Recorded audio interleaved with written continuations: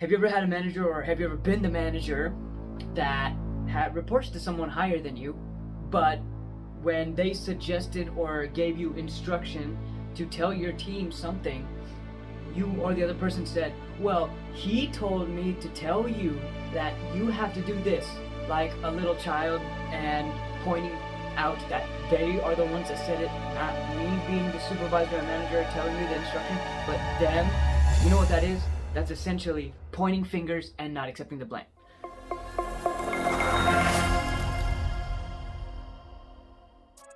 What's up, everybody? My name is Karthik Ramaswamy. I'm the Chief Operations Officer for UZ Marketing, and my goal for these videos is to share my experience, strength, and wisdom of, just kidding, I don't have that much wisdom, but I want to share with you guys all the knowledge and things that we've gained over the years, because we built this company, UZ Marketing, from negative $250,000 in debt to over $10 million a year in revenue in just 5 years. So if you have any feedback, comments, suggestions, leave them in the comment section down below, and leave a like because it'll be super appreciated. So let's get into this. So with that happening in those scenarios where the manager or leader or supervisor is telling that their manager and pointing the finger over there, saying they said do this, they are the ones that told you that you're spending too much time talking, you know what that's really doing?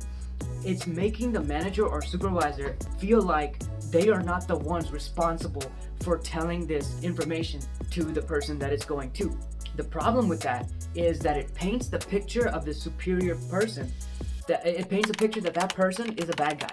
And it paints the picture that the person sharing this information is the innocent good guy that has nothing to do with what the bad person is saying, and trying to remove the supervisor from the responsibility of the negative experience that the person receiving the information is going to experience. Now, to really simplify it, it basically is a cop-out. Doesn't want to be the bad guy, so they're making someone else the bad guy. But it's basic psychology, and it's very flawed and toxic to any leadership organization, because it will kill your leadership fast, very fast.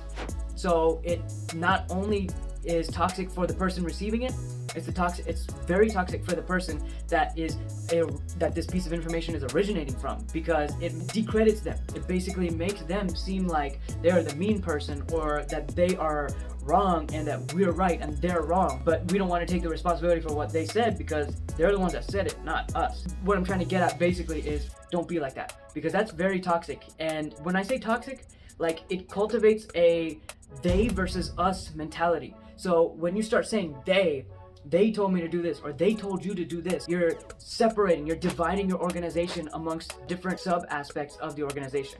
So the way that you speak about the organization means so much, and it tells so much about a person, because a person who is very successful in their organization uses words like we believe that we should do this, or we believe that at this company, at UZ Marketing, we focus solely on performance, and in order to get the maximum amount of value, we want to focus on removing as much waste as possible. So when we spend this much time walking from one place to another instead of generating value, we're wasting resources, we're wasting time, we're wasting energy, we're wasting labor, wasting money, like material. All this stuff is being wasted when we can actually focus on how to improve and produce more results and get better experience from the customer.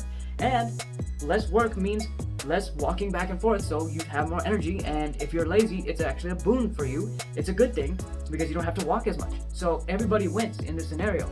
So why would someone think that they should point the finger at the manager that's superior and say they told me to tell you, or they said that you need to do this? Because in the long run, it's just dividing and not doing good for the business. Another thing that's indicative of someone who is not all in with the organization is they will say things like, you guys made the decision, or like when they're talking about something in a different department, they say, y'all made the decision to do that, instead of, we made the decision to do this. Because of this decision we made, my results are not matching up. But the people who are not on the same page, they will say, y'all made this decision and that's why my actions are not adding up. It's basically creating the dichotomy. It's separating us, the good guys, versus you, the bad guys. So it's very, very interesting to see this dynamic and psychology at play, because it teaches you a lot about where somebody's mind is at. And what you want to do is, if you own this organization or if you run this organization, you have to find a way to eliminate the them versus us mindset. It should not exist in any organization, because it will kill the organization by dividing it into multiple or even countless subdivided aspects of the business. So how do you do this? Well, anytime that one of the employees or one of your subordinates says, y'all told me to do this, don't say y'all, say we. This is how we operate. We as an organization, not us versus them. And then if you're a manager and you are sometimes guilty of doing this, don't go back to your team members when your superior tells you what to tell your employee. Don't say they told me to tell you or they want you to do this. Instead, say, so we were looking at this situation and we believe that we can improve this by focusing on X, Y, and Z. Now that is an effective way to get the point across without creating the dichotomy of us versus them, and without separating the good guys versus the bad guys, and will help you get so much more done and get so much more results, and every single person involved will win from this scenario, I guarantee it. So if you like this content, please like, comments, and subscribe. A like would go so far. If at the very least takes 1 millisecond of your time to just press that little button if you like this video. If you don't, leave us some comments and feedback in the comment section down below, and tell us how we can improve. I'm more than happy to improve this, and don't forget to stay tuned for more insight on how to improve business operations. So with that being said, thanks for watching.